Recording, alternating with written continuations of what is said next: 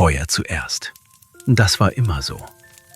Die Mutter kniete vor dem Herd, hielt das Birkenreisig an die erste Glut und über ihr das Poltern von Hans' Schritten auf den Dielen. Einmal schwer, eine kurze Stille. Er suchte etwas, wahrscheinlich seinen Rock. Sie rührte Brei. Der Topf war schwer und der Stiel des alten Löffels rau unter den Händen, das Leinen um den gerissenen Stiel eingedrückt von vielen Jahren. Dreimal hinein, drehen, wieder heraus. Der Brei blubberte. Sie rührte und wartete auf das Geräusch der Treppe. Es kam. Hans füllte die Küchentür von oben aus. Er war groß geraten, größer als sein Vater, und er kam die letzten Stufen hinunter mit dem Gesicht eines Mannes, der schon den halben Tag geplant hat, bevor er aufgestanden ist. Den Rock hatte er.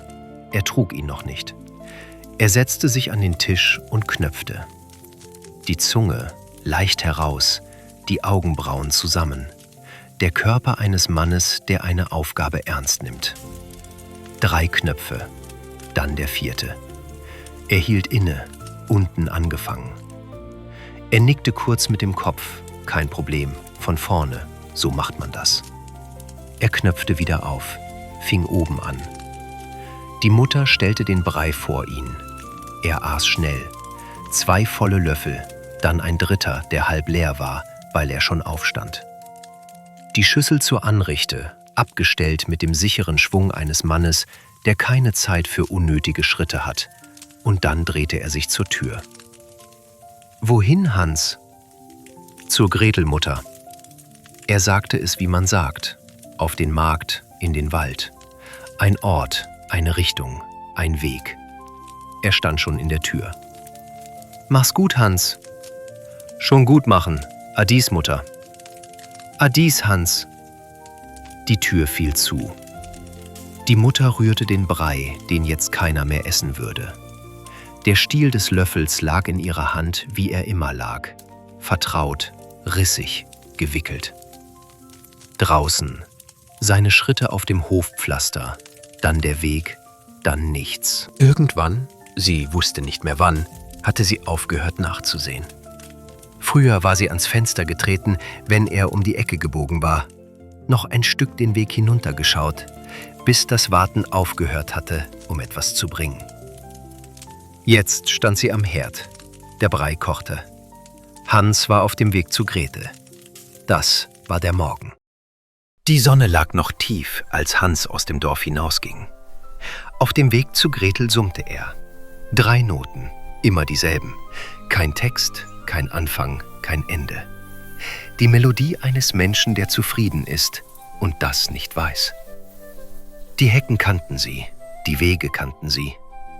Gretels Haus lag am anderen Ende des Fleckens, wo der Weg sich nach links bog und die Häuser lockerer standen.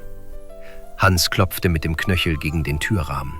So klopfte er immer, der Rahmen statt der Tür. Und drinnen Schritte. Gretel öffnete. Sie hatte ihn kommen sehen. Das erkannte man daran, dass sie nicht überrascht war und trotzdem lächelte, als hätte sie die letzten Minuten in der Erwartung verbracht und nicht in der Gewissheit. So war Gretel. Ihr Lächeln kam nicht aus dem Nichts. Es wartete immer schon, kurz vor der Oberfläche, auf einen Anlass. »Guten Tag, Gretel.« »Guten Tag, Hans.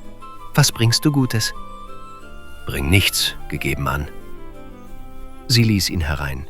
Das war ihr Ritual, immer dasselbe, und Gretel meinte die Frage jedes Mal, nicht als Formel, sondern als echtes Interesse, das sich in eine Form gegossen hatte, weil Formen nützlich sind, wenn man täglich fragt. Die Küche war wärmer als seine eigene. Brotgeruch aus dem Ofen, darunter etwas Schärferes, Kräuterholz vielleicht, oder das Leinen der Fenstervorhänge, das in der Morgensonne arbeitete. Gretel räumte ihm einen Platz am Tisch, setzte sich gegenüber und ihre Hände lagen einen Moment still auf dem Holz, bevor sie in die Schublade des Nähkästchens griff. »Das hier für dich.« Eine Nadel, dünn, blank, das kleine Öhr kaum zu sehen im Tageslicht. Sie hielt sie zwischen Daumen und Zeigefinger, so wie man etwas hält, das leicht verloren geht, und trotzdem bedenkenlos gegeben werden kann. Hans nahm sie. Nützlich, leicht. Er blieb noch ein Weilchen. Gretel fragte, er antwortete. Manchmal mit Wörtern und manchmal mit einem Nicken. Und es war eines dieser stillen Treffen, bei denen die Zeit kurz aufhörte, jemanden irgendwo hinzuschicken. Dann stand er auf. Adies, Gretel. Adies, Hans. Sie stand in der Tür, bis er um die Biegung war. Auf dem Weg nach Hause die Nadel. Klein, leicht, das Öhr kaum zu sehen im Tageslicht. Solche Dinge verliert man. Er wusste, wie man kleine Dinge aufbewahrte. Man steckte sie irgendwo fest. Ein Heuwagen stand am Wegrand, vollgeladen, der Geruch von trockenem Gras und Sommer. Hans holte die Nadel aus der Tasche und drückte sie tief ins Heu. Fest. Drin. Er nickte sich zu. Die Mutter stand am Herd, als er hereinkam. »Guten Abend, Mutter.« »Guten Abend, Hans. Wo bist du gewesen?« »Bei der Gretel gewesen.« »Was hast du ihr gebracht?« »Nichts gebracht. Gegeben hat.« »Was hat dir Gretel gegeben?« »Nadel gegeben.« »Wo hast du die Nadel, Hans?« »In Heuwagen gesteckt.« Stille. Kurz. Kaum ein Herzschlag. »Das hast du dumm gemacht, Hans. Musstest die Nadel an den Ärmel stecken, damit du sie sicher heimbringst.« Er nickte schon, bevor sie fertig war. »Tut nichts. Besser machen.« Schon an der Tür. Die Regel war gespeichert. Die Mutter stand allein in der Küche. In ihrer Hand der Löffel. »Wohin, Hans?« »Zur Gretel, Mutter.« »Mach's gut, Hans.« »Schon gut machen. Adies, Mutter.« »Adies, Hans.« 3 Noten auf dem Weg. Das Dorf am Morgen. Die Hecken, die ihn kannten.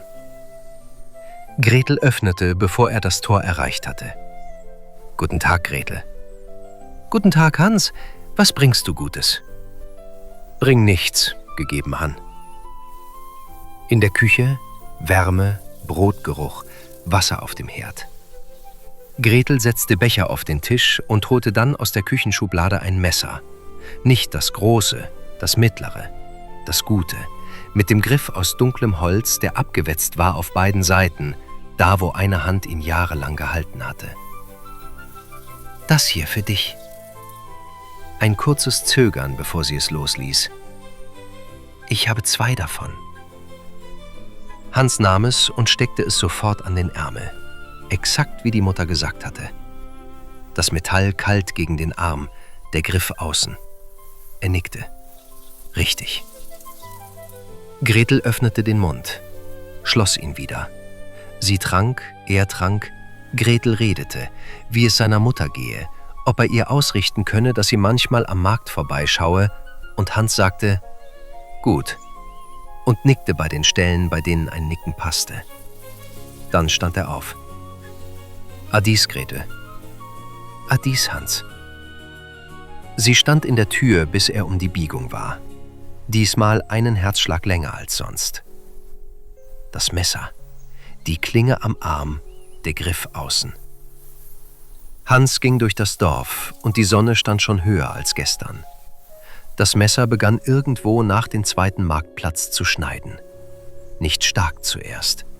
Ein Reiben, dann ein schärfer werden. Hans ging weiter. Er hatte eine Aufgabe. Das Messer an den Ärmel gesteckt, nach Hause tragen, wie die Mutter gesagt hatte. Er machte es. Als er die Haustür öffnete, hatte der Ärmel einen roten Streifen. Die Mutter wandte sich vom Herd um. Ihr Blick? Der Ärmel, dann Hans, dann der Ärmel. Sie sagte nichts davon. »Guten Abend, Mutter.« »Guten Abend, Hans. Wo bist du gewesen?« »Bei der Gretel gewesen.« »Was hast du ihr gebracht?« »Nichts gebracht. Gegeben hat.« »Was hat dir Gretel gegeben?« »Messer gegeben.« »Wo hast du das Messer, Hans?« »An den Ärmel gesteckt.« Die Stille diesmal einen Herzschlag länger als gestern. Ihre Hände ruhig auf dem Löffelstiel. »Das hast du dumm gemacht, Hans. Musstest das Messer in die Tasche stecken, damit's heimkommt ohne Schaden.« »Tut nichts. Besser machen.« Er nickte, schon unterwegs zur Tür. Die Mutter rieb einmal, nur einmal, die Hände an der Schürze. Den Löffel hob sie wieder auf. »Wohin, Hans?« »Zur Gretel, Mutter.« »Mach's gut, Hans.« »Schon gut machen. Adies, Mutter.« »Adies, Hans.« 3 Noten. Der Weg, die Hecken, die Sonne. Gretel stand in der Tür, bevor er das Tor erreicht hatte. »Guten Tag, Gretel.« »Guten Tag, Hans. Was bringst du Gutes?« »Bring nichts«, gegeben Han. In der Küche Wärme. Das Brot von gestern noch auf dem Brett, Suppe auf dem Herd, der Dampf nach Fenchel riechend. Hans saß, trank und Gretel redete. Über den Markt, über den Herbst, über einen Nachbarn, der ein Dach zu flicken hatte. Hans antwortete mit kurzen Sätzen und mit Nicken. Das Vertraute, das Sitzen, das Wasser im Topf, die Zeit, die keinen besonderen Ort hatte. Dann stand Gretel auf und ging in den kleinen Stall hinter dem Haus. Hans hörte ihre Schritte auf dem Hofstein, das Öffnen der Stalltür, kurzes Murmeln. Sie redete mit dem Tier, so wie sie immer mit den Tieren geredet hatte. Sie kam zurück mit einem Seil in der Hand und einer jungen Ziege an dem Seil. Die Ziege war weiß mit einem grauen Fleck über dem linken Auge. Sie stand auf 4 gelassenen Beinen, mit der ruhigen Würde eines Tieres, das noch keine Geschichte hat. Gretel hielt das Seil und sah Hans an. »Die hier.« Kein weiteres Wort. Vergangenheit lag in ihrem Ton. Ich mochte sie sehr. Sie übergab das Seil. Hans überlegte, in die Tasche stecken. Die Mutter hatte gesagt, in die Tasche. Eine Ziege war ein Ding, also in die Tasche. Er kniete nieder, band die Beine des Tieres zusammen. Vordere, hintere. Die Ziege ließ es zu, mit dem vertrauensvollen Gleichmut aller Lebewesen, die noch keine Ahnung haben. Hans hob sie auf, schwerer als gedacht, und drückte sie in die große Rocktasche. Gretel hatte den Mund geöffnet, schloss ihn. »Adies, Gretel.« Sie stand in der Tür, schaute ihm nach, bis er um die Biegung war. Dann machte sie die Tür zu. Sie lehnte die Stirn einen Moment gegen das Holz. Dann richtete sie sich auf und ging zurück in die Küche. Der Stall dahinter, still. Der Weg nach Hause, die Sonne über Mittag. Hans ging mit dem Gefühl von jemandem, der eine Aufgabe erledigt hat. Er summte, 3 Noten, die Hecken kannten sie. Die Ziege war still. Sie war schnell still geworden. Die Mutter öffnete die Tür, bevor er klopfte. Ihr Blick, seine Hände, seinen Rock, die Form an der Seite, die nicht mehr lebte. »Guten Abend, Mutter.« »Guten Abend, Hans. Wo bist du gewesen?« »Bei der Gretel gewesen.« »Was hast du ihr gebracht?« »Nichts gebracht, gegeben hat.« »Was hat dir Gretel gegeben?« »Ziege gegeben.« »Wo hast du die Ziege, Hans?« »In die Tasche gesteckt.« Sie griff in die Tasche ihres Sohnes, holte das tote Tier heraus, stellte es auf den Tisch, die Hände ruhig, nur die Hände. Ihr Gesicht, nichts, was man hätte benennen können, nicht Wut, nicht Schmerz, nur die Art Stille, die entsteht, wenn man aufgehört hat zu erwarten, dass Dinge anders werden und noch nicht angefangen hat zu begreifen, dass das stimmt. Die Stille diesmal so lang, dass 2 Atemzüge darin Platz hatten. »Das hast du dumm gemacht, Hans.« Die Stimme, nicht wütender als gestern, aber schwerer, als ob die Wörter dieselben wären und das Gewicht darin anders. »Musstest die Ziege an ein Seil binden und nach Hause führen.« »Tut nichts. Besser machen. Er drehte sich zur Tür. Morgen besser. Die Mutter setzte sich. Sie saß an dem Tisch mit dem toten Tier vor sich und sah auf ihre eigenen Hände. Der Löffel lag daneben. Draußen, schon fern, summte Hans noch 3 Noten. Dann nicht mehr. »Wohin, Hans?« »Zu Gretel, Mutter.« »Mach's gut, Hans.« »Schon gut machen. Adies, Mutter.« »Adies, Hans.« Gretel gab ihm Speck, ein gutes Stück, geräuchert, in Papier gewickelt, mit dem Geruch von Kiefer und Rauch, das feste Rotbraune von etwas, das lange aufgehoben worden war. Sie legte es ihm in die Hände und ließ die Finger eine Sekunde auf dem Papier, bevor sie losließ. »Damit du etwas Gutes hast.« Hans nahm es. Die Mutter hatte gesagt, an ein Seil binden und heimführen. Er hatte ein Seil dabei. Er band den Speck ans Seil. Gretel stand in der Tür, als er die Dorfgasse hinunterzog. Das Seil in der Hand, am anderen Ende der Speck, der über das Pflaster scharrte. Ein schabender, schleifender Laut auf dem alten Stein.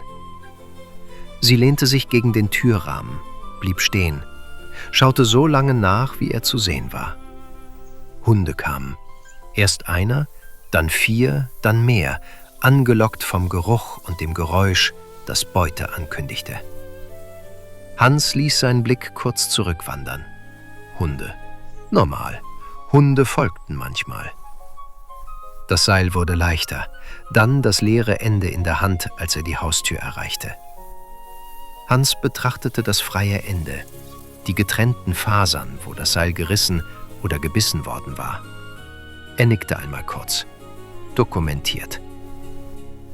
»Guten Abend, Mutter.« »Guten Abend, Hans. Wo bist du gewesen?« »Bei der Gretel gewesen.« »Was hast du ihr gebracht?« »Nichts gebracht. Gegeben hat.« »Was hat dir Gretel gegeben?« »Stück Speck gegeben.« »Wo hast du den Speck, Hans?« »Ans Seil gebunden, heimgeführt, Hunde weggeholt.« Die Mutter machte kurz die Augen zu. Nicht lang. Einen Herzschlag. Als ob der Körper für genau diese eine Sekunde nachgegeben hatte, nicht nach außen, nur nach innen, unsichtbar. Eine kleine Einsenkung. Und dann? Nein. Die Augen wieder auf, Hände ruhig. »Das hast du dumm gemacht, Hans. Musstest den Speck auf dem Kopf tragen. Dann wäre er zu Hause geblieben.« »Tut nichts. Besser machen.« Schon an der Tür. Die Mutter stand allein in der Küche, der Löffel in der Hand. Sie rührte nicht. »Wohin, Hans?« »Zu Gretel, Mutter.« »Mach's gut, Hans.« »Schon gut machen. Adies, Mutter.« »Adies, Hans.« 3 Noten. Der Weg, die Hecken. Gretel stand schon vor dem Haus, als er die Gasse herunterkam. Die Hände in die Schürze geschlagen, der Blick auf ihn. Gespannt, wie immer, als ob jeder Besuch die Möglichkeit enthielt, besonders zu sein. »Guten Tag, Gretel.« »Guten Tag, Hans. Was bringst du Gutes?« »Bring nichts, gegeben an.« Drinnen Wärme, Brot, die Suppe vom Vortag. Gretel ließ ihn trinken und redete, und Hans antwortete mit Nicken und kurzen Sätzen. Das Vertraute, das ruhige Sitzen, Gretel die nähte und dabei sprach, die Nadel auf und ab durch den Stoff. Dann legte sie die Arbeit ab. Sie kam zurück mit einem Kalb. Jung, kräftig, braun-weiß gefleckt, auf Beinen, die noch nicht ganz wussten, wohin sie gehörten. Gretel hielt das Halfter. Sie sah Hans an und sagte, »Das hier.« Nur das. Keine Erklärung, keine Geschichte. Sie übergab das Halfter. Das Kalb war das Letzte, was sie hatte. Hans wusste das nicht. Er stand mit dem Halfter in der Hand und dachte, Speck auf dem Kopf tragen. Also auf den Kopf. Ein Kalb war schwerer als Speck. Das änderte nichts an der Regel. Er kniete nieder. Das Heben dauerte länger als gedacht. Das Kalb kämpfte. Nicht böse, aber lebendig, mit Beinen, die in alle Richtungen traten und einem Gewicht, das sich verteilte wie Wasser. Hans bekam es auf die Schultern, dann auf den Kopf und erhielt es mit beiden Händen und richtete sich auf. Gretel stand in der Tür, das Halfter noch in ihrer Hand. Hans setzte sich in Bewegung, langsam, weil das Gleichgewicht es verlangte. Das Kalb trat ihm ins Gesicht. Einmal, scharf, die Klaue über die Wange. Hans hielt weiter. Die Zunge leicht heraus, die Augenbrauen zusammen. Aufgabe. Das Tier trat wieder und wieder. Die Wange, das Auge, die Stirn. Hans trug. Gretel stand in der Tür und schaute, bis er um die Biegung war. Dann machte sie die Tür zu, lehnte die Stirn gegen das Holz, blieb so, eine Weile, die Augen zu. Dann richtete sie sich auf und ging zurück in die Küche. Der Stall dahinter, leer. Er stand in der Haustür, das Gesicht rot, die Wange aufgeschrammt, das linke Auge halb zugeschwollen. Er stand aufrecht. Das Kalb war irgendwo auf dem Weg losgerissen und fort. »Guten Abend, Mutter.« »Guten Abend, Hans. Wo bist du gewesen?« »Bei der Gretel gewesen.« »Was hast du ihr gebracht?« »Nichts gebracht. Gegeben hat.« »Was hat dir Gretel gegeben?« »Kalb gegeben.« »Wo hast du das Kalb, Hans?« »Auf den Kopf gesetzt. Gesicht zertreten.« Er sagte es, wie man sagt. Regen gehabt, gutes Wetter morgen. Eine Tatsache, keine Klage. Die Mutter sah ihn an. Lange, länger als gewöhnlich. Ihr Blick auf seinem Gesicht, dem Rot, der Wange, dem Auge. Die Hände, ruhig, ruhig. Der Löffel in der Faust, ein wenig zu fest gehalten, das war alles. »Das hast du dumm gemacht, Hans. Musstest das Kalb leiten und an die Raufe stellen.« »Tut nichts. Besser machen.« Durch die Schwellung klang es ein wenig anders. Hans ließ es nicht zu sich durch. »Hans!« Er blieb stehen, drehte sich. Was nach dem Namen hätte kommen sollen, ließ sich nicht in Wörter formen. Sie stand mit dem Löffel in der Hand und sah ihn an und sagte nichts weiter. In ihrer Brust etwas, das nicht wütend war und nicht traurig, das schwerer war als beides und dafür keinen Namen hatte. »Mach's gut«, sagte sie schließlich. »Schon gut machen.« Er ging in sein Zimmer. Die Mutter blieb allein in der Küche, der Löffel in der Hand, der Brei auf dem Herd. Sie rührte nicht. Ein frischer Morgen, klarer als die anderen. Die Luft mit dem ersten Hauch von Herbst darin, das Licht dünn und horizontal auf den Dächern. »Wohin, Hans?« »Zur Gretelmutter.« »Mach's gut, Hans.« »Schon gut machen.« »Adis, Mutter.« »Adis, Hans.« 3 Noten. Der Weg kannte ihn jetzt so gut, dass er hätte schlafen können und wäre trotzdem angekommen. Gretel machte die Tür auf. Diesmal war es anders. Sie hatte nicht genäht, als er klopfte. Sie stand an der Tür, als hätte sie gewartet. Die Hände lagen leer an den Seiten. Ihr Blick direkt, ein wenig zu ruhig für morgen. »Guten Tag, Hans.« »Guten Tag, Gretel. Was bringst du Gutes?« Sie lächelte. Ein kurzes Lächeln, das sofort wieder weg war, wie ein Licht, das kurz aufzuckt und dann ausgeht, weil jemand entschieden hat, es auszumachen.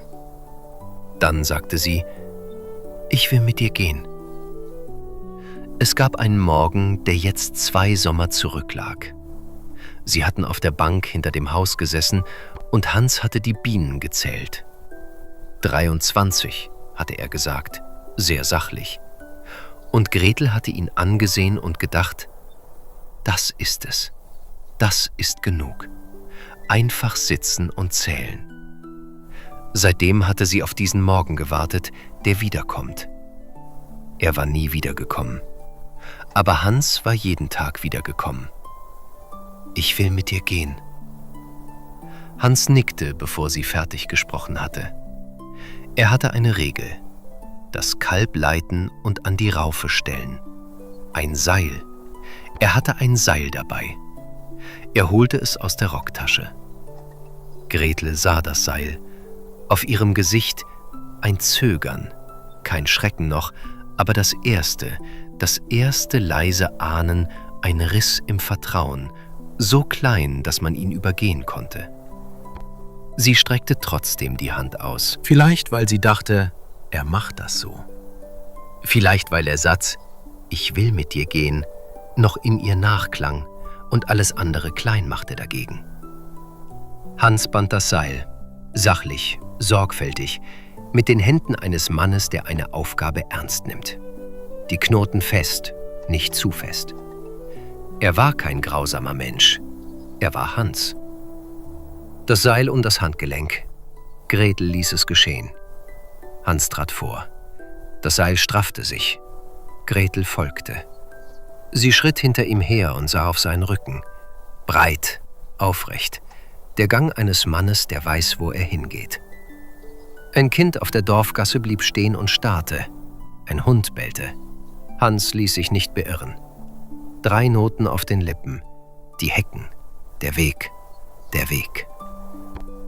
Am Rand des Dorfes, wo der Weg sich bog und der Bauer sein Stalldach offen hatte, die Raufe durch die Stalltür zu sehen, das alte Holz, das Heu darin. Gretel sah sie. Das Ahnen wurde Klarheit. Sie wusste, was jetzt kam. Nicht, weil es schlimm war, sondern weil es Hans war. Weil das Hans war, vollständig, unveräußerlich. Weil man nicht mit einem Mann gehen kann, ohne zu wissen, wen man mitnimmt. Sie folgte noch 3 Schritte. Er führte sie zur Raufe und band das Seil an den Pflock. Das war der Gedanke. Kalb leiten und an die Raufe stellen. Er hatte Gretel geleitet. Er hatte sie an die Raufe gestellt. Das stimmte. Er machte es richtig. Er warf ihr Heu vor. Frisches Heu aus dem Bündel neben dem Stall, eine ordentliche Portion. Trat zurück. Betrachtete das Ergebnis. Gut.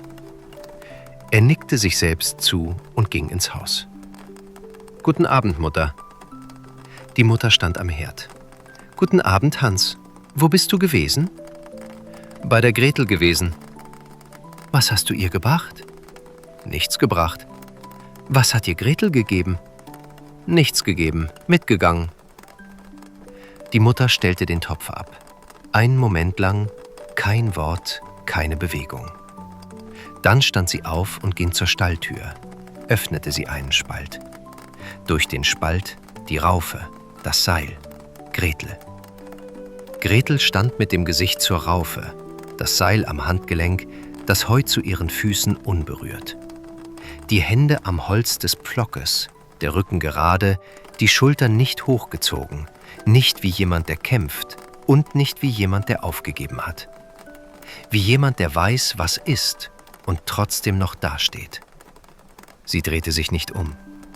Aber sie wusste, dass jemand in der Tür stand. Die Mutter stand in der Stalltür und schaute. Was zwischen diesen beiden Frauen durch den schmalen Spalt der Stalltür ging, brauchte keine Wörter. Die Mutter kannte das Seil, kannte den Pflock, kannte die Art, wie man an einem Ort festgebunden ist, den man nicht gewählt hat. Gretel, ohne sich umzudrehen, hielt still mit der Würde von jemandem, der entschieden hat, nicht um etwas zu betteln, das nicht gegeben werden kann. Die Mutter zog die Tür zu. Langsam, ohne Geräusch. Sie setzte sich an den Tisch. Die Hände gefaltet auf dem Holz, die Finger ineinander gelegt, fester als nötig.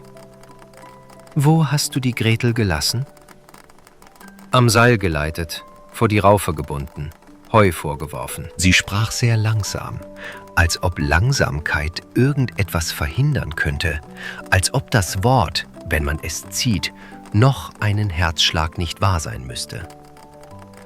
»Das hast du dumm gemacht, Hans«, musstest ihr freundliche Augen zuwerfen.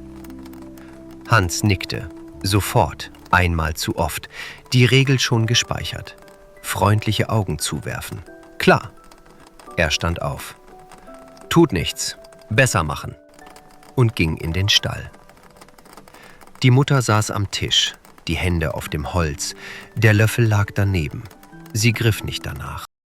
Hans stand im Stall. Der Geruch von Stroh und warmem Tier. Das Atmen des alten Pferdes, tief und gleichmäßig. Licht durch den Spalt der Stalltür, ein schmaler Streifen auf dem Stein. Gretel stand noch am Pflock. Sie hatte das Seil inzwischen gelöst, die Knoten aufgemacht, ruhig und methodisch. Und das Seil lag auf dem Pflaster. Sie stand noch da, als er auf sie zukam und drehte sich zu ihm um. Freundliche Augen zuwerfen. Augen zuwerfen. Ein Werfen mit Augen. Das war klar. Er brauchte Augen. Der Stall war voll von Augen. Die Kälber standen am Fressgitter, die Schafe dahinter, schwer und warm, das alte Pferd in der Ecke. Überall Augen. Hans hatte das Messer in der Tasche, wie die Mutter gesagt hatte, in die Tasche. Und er trat zu den Tieren. Er arbeitete. Die Zunge leicht heraus, die Augenbrauen zusammen, der Körper eines Mannes, der sich auf eine Aufgabe konzentriert. Er war gründlich. Er war Hans. Es dauerte nicht lang.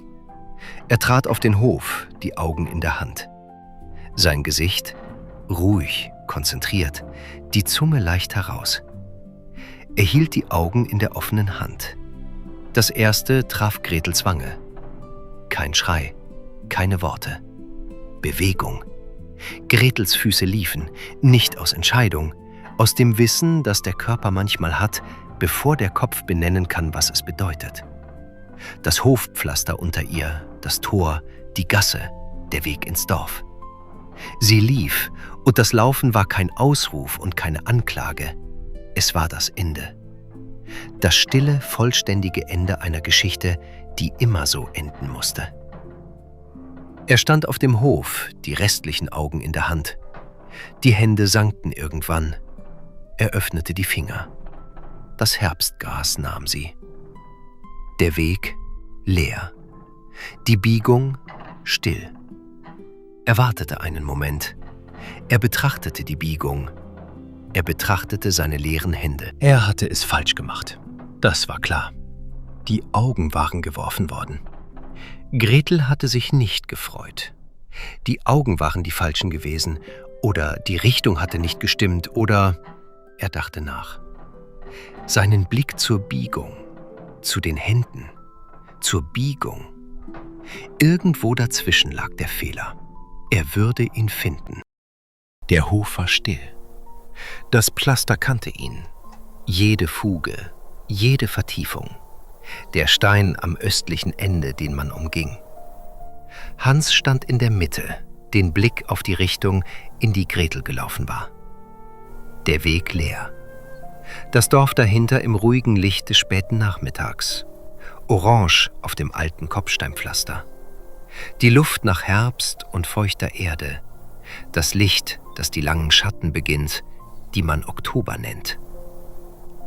Die Stalltür öffnete sich. Die Mutter trat heraus. Sie sah Hans auf dem Hof stehen, den Rücken ihr zugewandt, den Blick auf den leeren Weg. Das Seil auf dem Boden, was auf dem Pflaster lag. Sie kam zu ihm. Keine Umarmung. Sie trat neben ihn, stellte sich dicht und schaute in dieselbe Richtung, in die er schaute. Die Richtung, in der Gretel gelaufen war. Nebeneinander auf dem Pflaster, das beide kannte. Irgendwo in ihrem Haus, von hier zu hören, wenn der Wind schwieg, die Uhr auf dem Kaminsims. Tick, tack, tick, tack. Nach einer Weile drehte Hans sich zu ihr. Das rechte Auge noch geschwollen von gestern, die Wange noch leicht rot. Das Gesicht eines Mannes, der ein Problem dreht und noch keine Antwort hat, aber sicher ist, dass er sie finden wird. Das war seine Art. Das war immer seine Art gewesen. »Tut nichts, Mutter«, sagte er. Er sagte es nicht als Formel. Er sagte es, weil er es meinte. Morgen würde er es verstehen. Nächste Woche. Irgendwann würde er wissen, was er falsch gemacht hatte. Und dann würde er es besser machen. Das war sicher. Das war Hans. Die Mutter sagte nichts. Sie wusste, was sie wusste.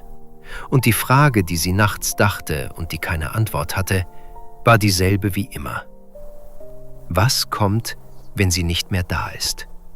Wer dann tut nichts sagt? Wer dann die Korrektur gibt? Nicht, was er tun würde ohne sie, das wusste sie. Er würde weiter tun, mit derselben Sorgfalt, mit derselben Zunge leicht heraus.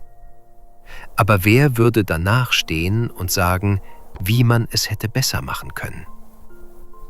Gretel war gelaufen. Die Mutter legte eine Hand, kurz einen Herzschlag, auf seinen Arm. Dann ließ sie wieder sinken. Der Löffel lag drinnen auf dem Tisch. Morgen früh würde er wieder in ihrer Hand sein und Hans würde wieder frühstücken und die Frage würde dieselbe sein. Wohin, Hans? Und er würde sagen, zur Gretel, Mutter, weil er das noch nicht wusste, weil er das so bald noch nicht wissen würde. Sie standen nebeneinander auf dem Hof im letzten Licht des Tages. Vor ihnen der Weg, die Biegung und dahinter die Leere, wo Gretel gewesen war. Hans summte leise. 3 Noten, immer dieselben, kein Text, kein Anfang, kein Ende. Und das ist Hansens Braut gewesen. Wenn dich diese Geschichte berührt hat, dann bist du genau richtig hier. Regelmäßig erwacht ein neues Märchen zum Leben. Neue Stimmen, neue Welten. Abonniere diesen Kanal, damit du keines davon verpasst. Und wenn du jemanden kennst, dem diese Geschichte gefallen hätte, teil sie mit ihm. Manche Geschichten sind zu schön, um sie alleine zu hören,